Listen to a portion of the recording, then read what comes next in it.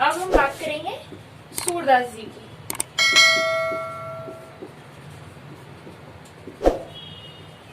इनका जन्म कब हुआ? 1478 ईस्वी में। 1478 में इनका जन्म हुआ। ये किस भाषा के कवि थे? ये ब्रज भाषा के कवि थे। और विशेष जो सूरदास जी हैं उनको, ये भी भक्तिकालीन युग के थे, भक्तिकालीन युग के कवि थे।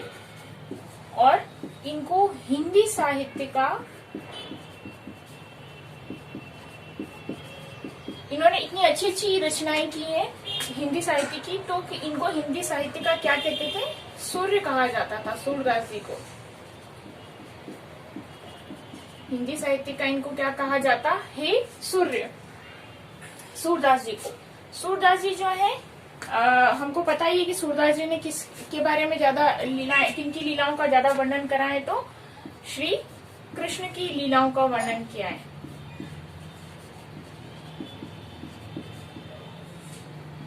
श्री कृष्ण की लीलाओं का वर्णन करा है और श्री कृष्ण के बालपन और इन सब के बारे में बहुत ही अद्भुत रचनाएं करी हैं। तो उनकी जितनी भी रचनाएं हैं उनमें किसकी तत्व की प्रधानता मिलती है? भक्ति तत्व की। यानी कि ये जो सूरदास जी हैं वो भक्ति योग के जो है, भक्ति योग को मानते थे, भक्ति योग के समर्थक रहे। तो सूरदास जी की जितनी भी रचनाएं हैं उनमें हमको श्री कृष्ण के अनन्य उपासक थे, तो श्री कृष्ण की लीलाओं का वर्णन मिलता है जिनमें भक्ति तत्व जी की, उनकी सभी रचनाओं में भक्ति तत्व की प्रधानता मिलती है। और इनकी जो रचनाएं हैं, इनकी 3 रचनाएं महत्वपूर्ण है, इसको नोट करें। सुर सागर, सुर सुरावली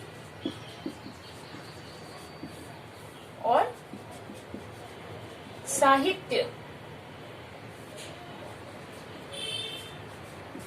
साहित्य लहरी। तो इनकी इसमें हमको विशेष रूप से, और इनके जो गुरु थे वो है श्री वल्लभाचार्य जी। तो सूरदास जी ब्रज भाषा के कवि थे और हिंदी साहित्य का इनको सूर्य भी कहा जाता है। इनके सारी रचनाओं में श्री कृष्ण के बारे में विशेष है, श्री कृष्ण की लीलाओं का अद्भुत वर्णन है जिनमें भक्ति तत्व की प्रधानता है।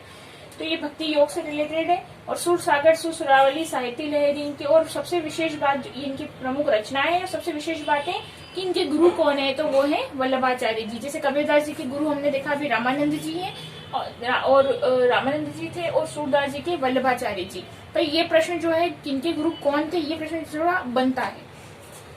और इसमें यह भी प्रश्न बन सकता है कि सूरदास जी किस तत्व की, किस योग की प्रधानता थी उनकी रचनाओं में? तो उसमें भक्ति तत्व की जो है प्रधानता थी।